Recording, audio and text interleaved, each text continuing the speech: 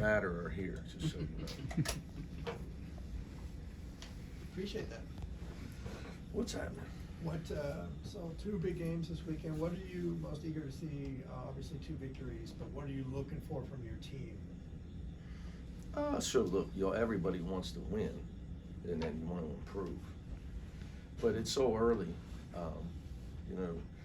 it'll be, it's your first game out of your own arena, probably for the other team as well, sure, I think, yeah. Especially when you got a young team. Like last year, I wasn't worried how we would handle that. But this year, obviously, I got a lot of guys who haven't played a game outside of Pauley Pavilion or against another high major opponent yet. So it's all part of the process. It's time to get it going, time to get it started, College basketball, like these games matter. If you win and you can continue to win, then it would matter to help you in NCAA tournament time. The more you win, the more your wins actually matter.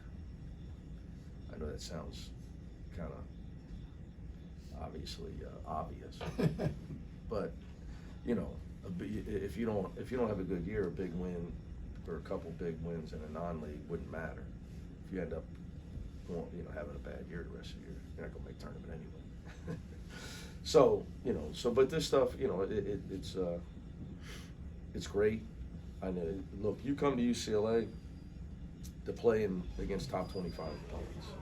You come to UCLA. You want to play on the big stage. You want to try to, have a chance to go to Final Fours, play for titles. So you got to do that. You got to play good teams. So Illinois, I believe, back-to-back Big Ten champs. Just unbelievable run of amount of wins they've had in the Big Ten. What Brad's done over the last 3 years. I mean, he's a proven winner. What do you see when you look at them on film? A lot of new guys, a lot of new guys. But when you have a good coach like Brad, immediate adjustment to life without Kofi in the middle, immediate adjustment to their style, trying to maximize their versatility. So he's just a really good coach. I have tremendous respect for him as a coach. That being said, they have a lot of new pieces, so even more so than we do. We obviously have guys back that played on the Final Four team still.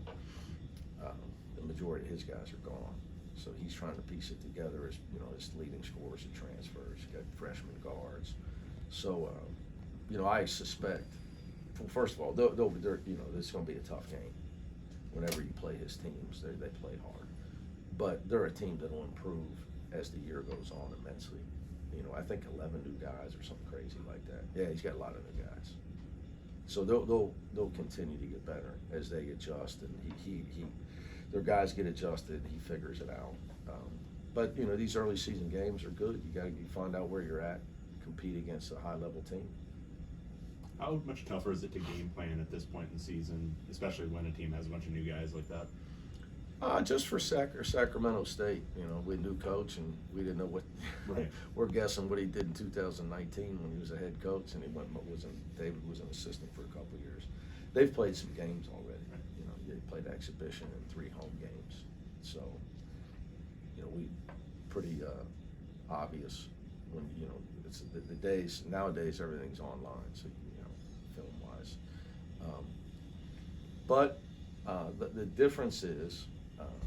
Neither one of us have really been tested. So, what do you got? What are they gonna? Who's gonna be their go-to man when it matters? It's a little bit different when you're playing a game and you're coaching a game. You see me coaching a game like the other night that I know we're gonna win.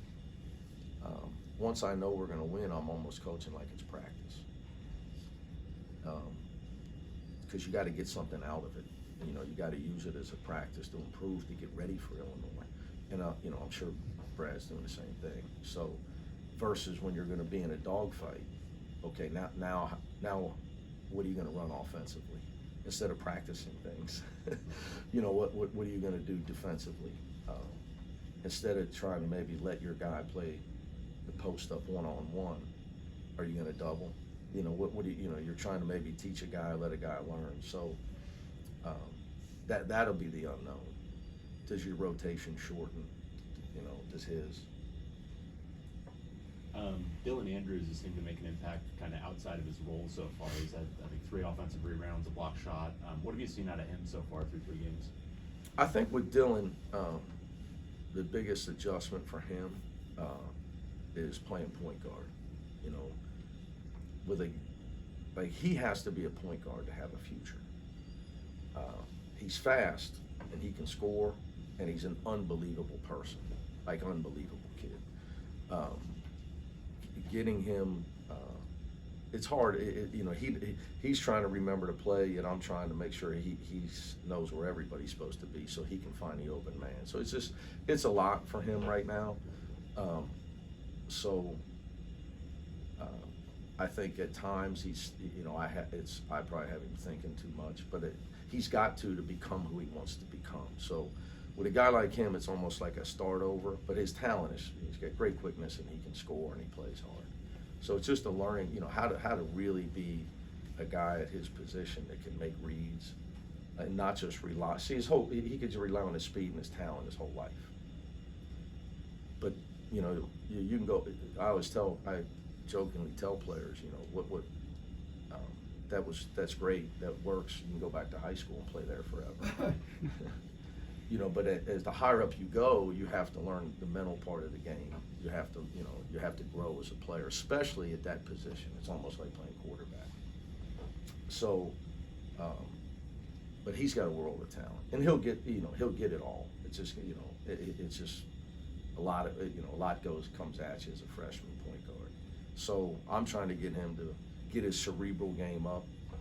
At the same time, when I can get him playing with his speed and just being aggressive, you know, that's when he's at his best. But to become who he needs to become for his career, learning and quarterbacking the whole situation is a growing process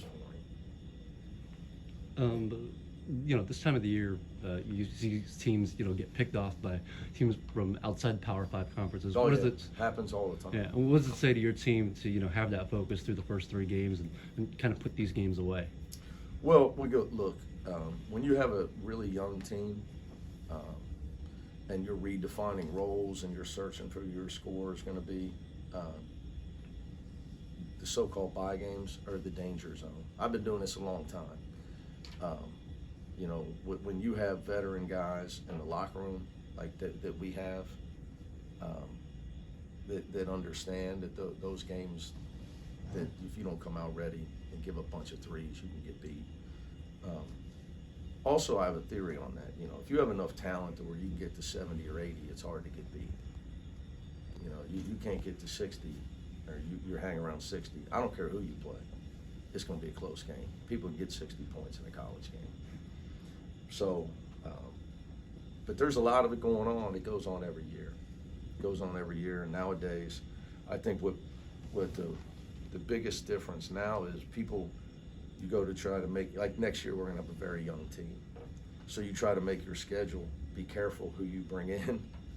But then all of a sudden in May, they're liable to get 4 transfers after you schedule them. I mean, you know, the world is just so different nowadays.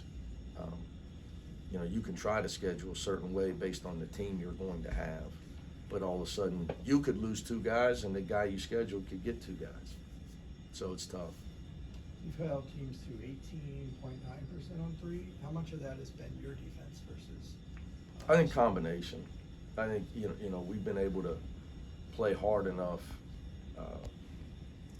that when you can play hard and really make it tough on people, it affects their ability to make shots. You've heard me say this a lot. Comfortable teams shoot a high percentage. I also think our perimeter defense is just better with Amari and Jalen Clark. And you know, I think our perimeter defense is just better. You know, those 2 guys are really athletic. You know, and then you come in with Dave, who's a veteran, Dylan, who can really defend on the perimeter as well. So I just think we're a little more athletic there as well. But you know, it's not realistic. I mean, like our chances this year. We're sitting in a press conference in March and we give up 18% for the year from three. A little bit of a lower possession game on Monday. Was that just something No, that was Norfolk Norfolk doing? State, yeah. It was smart. They were late, they were, you know, he did everything he could to keep them in it. You know, you can't, you come in here and shoot it quick, you could be in trouble early. So, you know, they did everything they could to try to control the tempo. Got it? We'll get